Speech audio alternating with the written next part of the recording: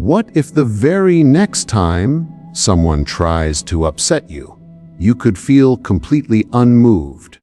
That surge of heat when a colleague dismisses your idea.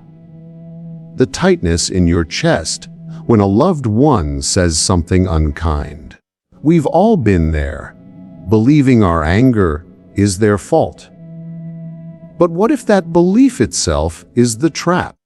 This is the story of a man named Kael, who discovered the secret to disarming that anger forever. Kael lived in a bustling city, a man whose temper was as quick as the traffic outside his window. If his coffee was too hot, he'd slam the cup down. If a driver cut him off, his horn would blare, his fists would clench. He was a storm looking for a place to land, always convinced the world was out to provoke him. His partner, Lena, would often ask, "Kael, why do you hand them the keys to your mood?" And he would snap back, "Because they need to learn. They can't just walk all over me."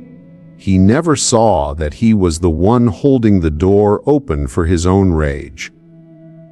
One evening, after a particularly frustrating day, Kael was venting at a local park. An old man, known simply as Eli, was sitting on a bench, watching the sunset. People said Eli had a quiet way of seeing right through you. "You look like you're fighting the whole world," Eli remarked calmly. Kael, startled, scoffed. "The world is fighting me!" "What could you possibly know about it?" Eli simply smiled. "Tell me, when you get angry, how long does the storm last inside you?" Kael grumbled, "Hours. Sometimes it ruins my whole night.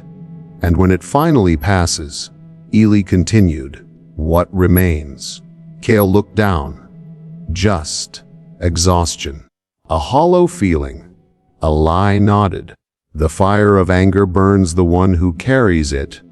He pointed to a small, murky pond nearby. "See the water? When it's churned up, it shows you nothing but mud. Your mind is the same. Clarity only returns in the calm." "But what am I supposed to do?" Kael argued. "Just let people walk all over me." "Not at all," said Eli. "You learn to act from choice, not from reflex. If someone throws a punch, you can choose to block it instead of running face first into their fist. Your reaction is the one thing no one can take from you unless you offer it freely." The next day, Eli gave Kael a strange task. He handed him a clear glass of water and a small pouch of dark soil. "Now, stir the soil into the water," Eli instructed. Kael did, turning the water opaque and dark. "This is your mind in a reaction," Eli said. "Can you see through it? Can you find peace in this turmoil?" Kael shook his head. "Now, set it down and wait." They sat in silence for several minutes. Slowly, the soil began to settle to the bottom, and the water above became clear once more. "And this," Eli said softly, "is what happens when you pause. The disturbance settles on its own. You regain your sight." Kael was starting to understand. For the next week, he practiced this pause. When his boss sent a critical email, Kael felt the familiar heat rise. His fingers itched to type a furious reply. But he remembered the glass of water. He took a deep breath, got up, and walked away for 5 minutes. When he returned, he wrote a calm, professional response. The tension never escalated. He felt powerful. But the real test came at a family dinner. A relative made a pointed joke about his career. The table went quiet. All eyes were on Kael, waiting for the explosion. The old urge to fight back roared inside him. But then he heard Ellie's voice in his mind. Do not drink the poison they offer you. Kael took a slow breath, smiled, and said, I'm glad my journey provides some entertainment. His calmness was a wall the joke could not penetrate. The relative was left speechless. Later, they asked, How did you not get angry?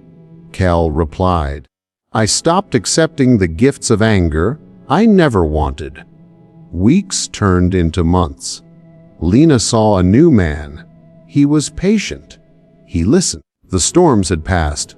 Kael visited Ellie one last time. I finally see it, Kael said. The problem was never them. It was my choice to react. Eli smiled. Now you understand. The test doesn't stop, but you become untouchable. The years later, Kael was the one others came to for advice. A young intern, flustered after a meeting, asked him, Don't you ever get mad anymore? Kael looked out the window at the calm city skyline. The world will always try to knock on your door, but you are the one who decides whether or not to open it. You cannot stop the harsh words. You cannot prevent every problem, but you can build an inner fortress of calm that no outside force can breach. The true measure of strength isn't in the shout, but in the profound silence that follows a provocation. The next time someone tries to hand you their anger, just smile and remember, you don't have to accept the delivery.